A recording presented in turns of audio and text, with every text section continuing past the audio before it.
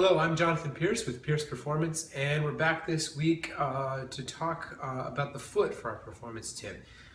For those of us that have ever had a foot or ankle or lower extremity injury, you know how painful and how problematic that can be. I've suffered a few foot injuries myself over my earlier running career, and the foot, when it's injured, becomes a problem. We use it so much, and we use it more than we think. The way that the foot hits the ground, the way that it works on the ground, the way that it helps produce force and apply force through the rest of the lower extremity is really, really important. So I get a lot of questions on feet, a lot of problems with foot injuries in my clinic. And this week, actually, I got the idea to do this because my Aunt Cindy requested some help with kind of strengthening and helping her foot out. So I thought we would go ahead and borrow that idea and create a series just for trying to improve strength and function of your foot such that you can stabilize your arch and protect your arch better, and that also has upstream effects into your hip and your knee. So if you're having any hip or knee problems, this is somewhere that you often forget to look, but it's really important to look at. So let's go ahead and appreciate the foot for that reason. You're going to do all these protocols after doing the Voodoo Floss protocol. So if you aren't familiar with how to use Voodoo Floss, you should purchase some Voodoo Floss. You can get it off of the website link that I have in the Stuff We Like category, and then you can see the Voodoo Floss protocols on my website at pierceperformance.com, and you go to /videos.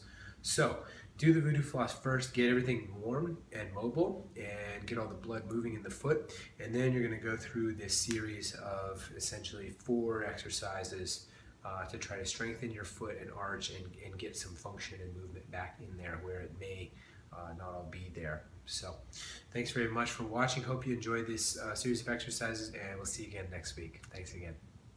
Our first exercise is a foot proprioception exercise, but I want to even prime that by doing a little bit of a warm-up for the foot. So we often don't think about the inner workings of the foot, but it needs to be able to pronate like this and then supinate like this. So you can start by kind of working into pronation, big toe on the ground, and then into supination, little toes on the ground, and kind of go back and forth and look at movement of each side, which one moves better, worse. You can do this before flossing and then after and compare if you got any changes. So we'll just go through pronation, supination, then leaving the feet flat, big toes in the ground, little toes in the ground, big toes in the ground, little toes in the ground. And I'm not as good at squeezing my little toes on my left as I am on my right.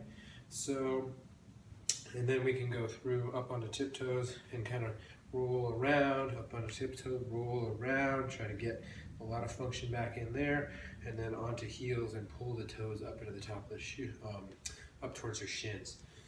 Next, we're going to go into an actual proprioception exercise. You're going to try to put pressure through the ball of your foot, right under there. Your area of emphasis is ball of the foot, center of the heel, and then lateral arch, right in the middle of the arch, right here, right underneath that bony protuberance of the 5th metatarsal.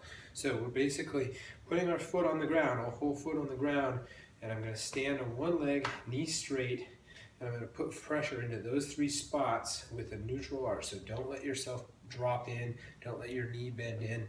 And then from here I can go through a little bit of a knee bend and then back up, knee bend, back up, the whole while maintaining that point of contact of those 3 spots, not letting myself wobble too much.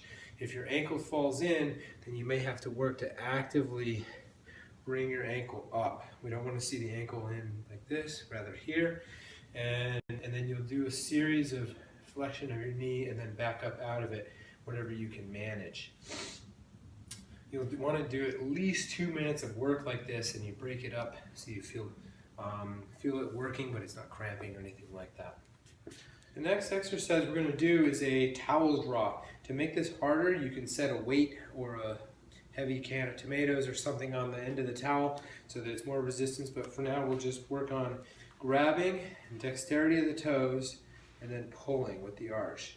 And I'm not rotating here. You can even sit down if you'd like in a normal chair, but it's very easier just pulling and drawing. And you're trying to really squeeze with the inner part of your arch. Squeeze as hard as you can with that medial arch.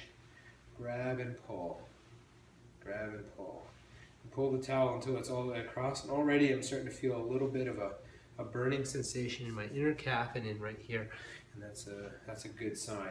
And you take the towel back out and do a number of these. You can do this watching TV, absent-mindedly, talking on the phone, whatever it is. But the idea is that you get as much movement in the arch and in the inner ankle as possible. The last exercise is a tibialis posterior exercise, so strengthening the muscle that attaches on the arch and runs up and around the ankle bone behind the shin.